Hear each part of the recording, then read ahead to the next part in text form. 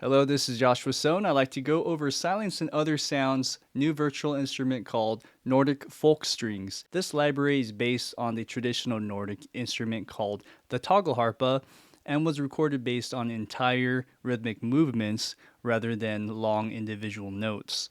This preserves the raw and authentic character of the instrument. In addition, Nordic Folk Strings features an innovative design called Rhythmic Legato that allows you to play melodies on a given movement or even combination of movements while retaining the phrasing.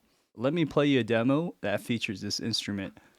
So over here, what we have are a lot of tracks that feature the Nordic folk strings. In addition, though, we'll also supplement this with the Pompeii library, the Malaventum Pompeii, and Omen.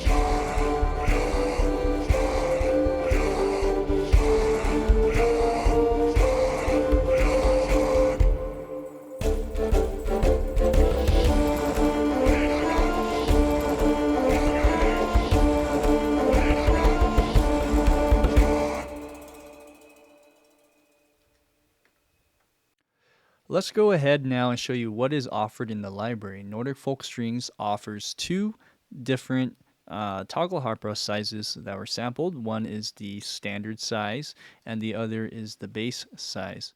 Now, each of them includes straight and triplet rhythms with two different recorded tempos, which gives you a total of 8 patches for the entire library.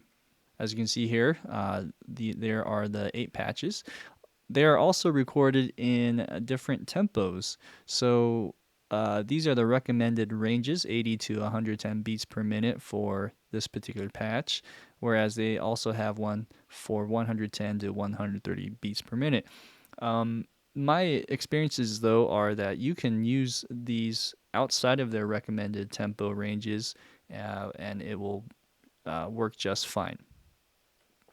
Now, the Tagelharpa is generally played with 3 strings all at once. The 2 strings at the bottom end act as a drone, either tuned in fourths or fifths and octaves. And then the soloist string, which is the one on the left, would be played as the soloist, where it can change different notes. Now, because of how they were recorded, you can actually go ahead and mute each individual component.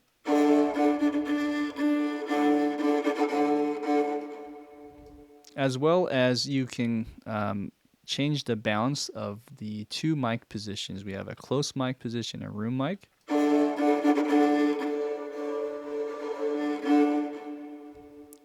Now, down at the movement window, you can see how many movements are offered. Now, on the straight side of all of these Tagelharpas, they will give you 5 different movements, whereas the triplets will give you 3. If you want to hear them in action, you can go to the audition page and press play for either of these movements.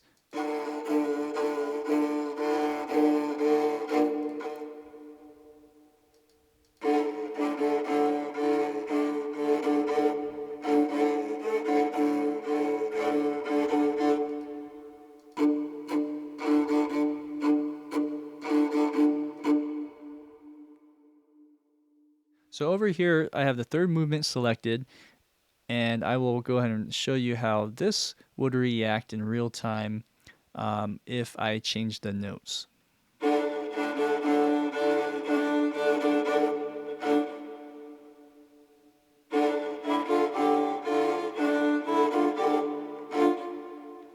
Okay, what you just heard is the first half of this was just playing the rhythm itself on one take. So that is basically playing the sample and the phrasing of a two-bar performance. Whereas on this one, what it's doing in real time is it's actually comping these takes so that they are playing in their appropriate positions of the sampled performance. So, for instance, the second note here on E is actually playing the second note of the phrasing of this particular performance loop, as well as the next note on F would play the second half of beat 2 for that particular F rhythmic take, and then G would be playing on the third beat. So it's comping these notes in real time without having you rendering these notes in place and then comping the audio files separately. So this saves you a lot of work ahead of time, and this is all done with the creative design of the Rhythmic Legato. Let me go ahead and give you some context of how that would play out. So in this case, I have the input note quantized to eighth note. So I can essentially move all of these notes in eighth notes and change them out accordingly. However, you do have to keep in mind the rhythm of each movement, which you can find in the reference guide. And in the reference guide, we will spell out all of the rhythms for you if you can see that visually and you prefer to read the notes, or you can go ahead and audition them on the audition page. Now, with that being said, you have the option to quantize them into bigger values such as quarter note, half note, a whole note, or if you want to just turn it off and deactivate the rhythmic legato, just go ahead and unquantize it. Also, I should mention it's important to make sure that the DAW is playing in real time when you press play in order for the rhythmic legato to kick in. There are a couple more components or elements that you have to keep in mind as well, which is to make sure that the notes are overlapping always for that to trigger the rhythmic legato, as well as making sure that the note is either playing in front of the beat visually on the grid, or if you have a option to do delay compensation, and such as in Cubase where you can do negative 100 milliseconds, then that will also be vital to making sure that the rhythmic legato is playing properly every time. Now, for ease of programming, you can actually change these movements on the key switch down below. So if I were to play different notes, you can program these in real time to change in between movements. You can also change your tone from clean and gnarly. These were recorded separately, so the clean is a little bit more tame than gnarly, which is sound is a bit more aggressive.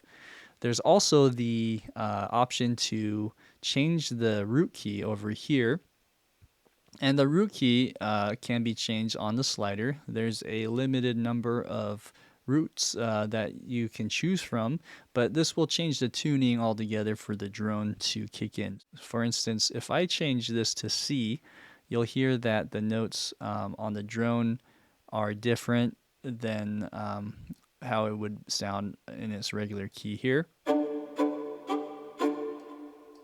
as opposed to.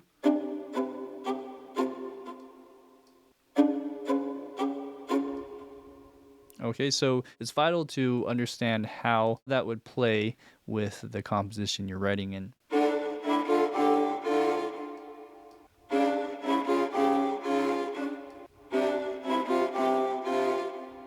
And that actually can be changed to some degree by assigning it to a CC slider. In relation to the root key and the tuning, you can also change the scale degrees. So if you want to have this change over to the major scale quality, you can do so, and you'll notice how the notes change accordingly and what's being available and what's not. And same with the minor key. By default, it gives you the chromatic option, which gives you all the possible notes. There are a few more options in this main window. The first is down here is the option to play the drone separately from the soloist string. So if I were to play the note C3, you can do so, and just make sure you're also pressing play in the DAW for it to kick in.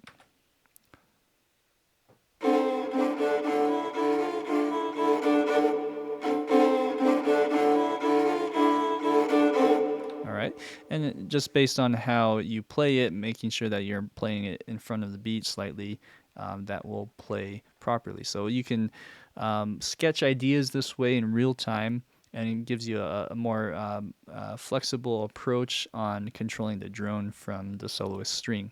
In addition to that, you do also have the option to make your solo string more polyphonic.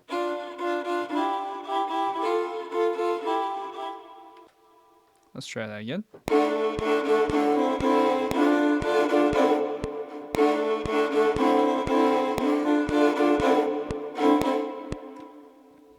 One last setting in this page is called the master effects setting, and this just gives you some options to either turn on reverb and delay, as well as dialing in some of the other knobs. There's one more powerful tool that I'd like to show you, and this is regarding how to combine movements in a more automated process. And so this is called the movement sequencer, which is accessible down here in this tab. Once you click on that, you just have to activate one of these two modes to have it kick on.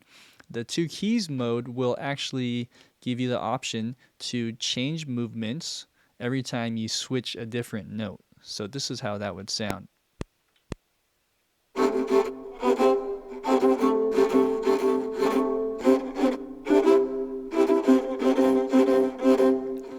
Over here, you can see that you have the option to adjust how many movements that you can include.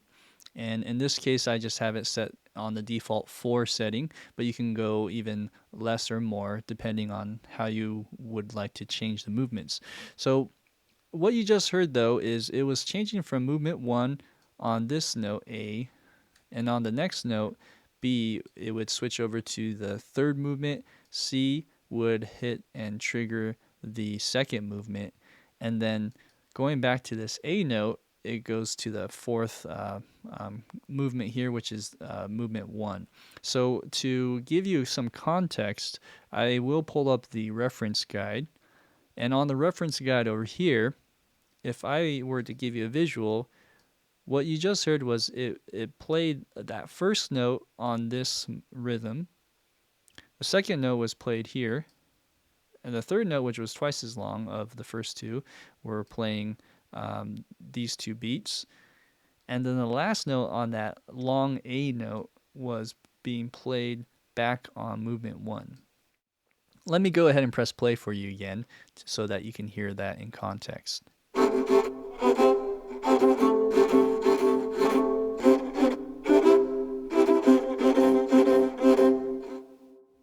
Now the second mode, called to beat, will trigger a movement based on every beat instead.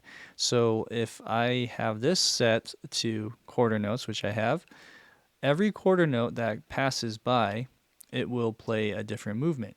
So in this case, the first beat would be movement 1, second beat would be movement 3, third beat was movement 5, and going on the last beat, it will play movement 2. This is how that would sound.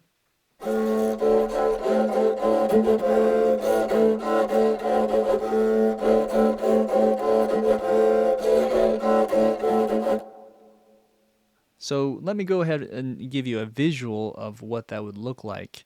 Again, we are going from movement 1, 3, 5, and 2. So on every beat that goes by, I'm going to play this first movement. Beat 2 will be playing movement 3. Beat 3 will be playing movement 5. And beat 4 would be playing movement 2. And of course, this would just repeat itself again on the second half. Now, if you can follow along with the beats, I will press play and show you how that would sound one more time.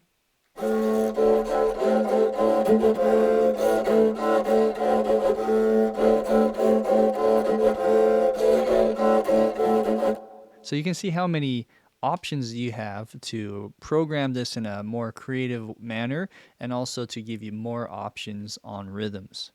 And also, if you're in different meters, this in particular in a 2-beat mode, switching it to 3 would be great for 3/4 bars. Or if I were doing a 5/4 meter and so on, you can change that accordingly. Well, that is Nordic Folk Strings in a nutshell. If you enjoyed learning about this instrument, be sure to like this video. Also go to the Silence and Other Sounds channel to discover other instruments that are offered. And subscribe with the notification bell for future videos.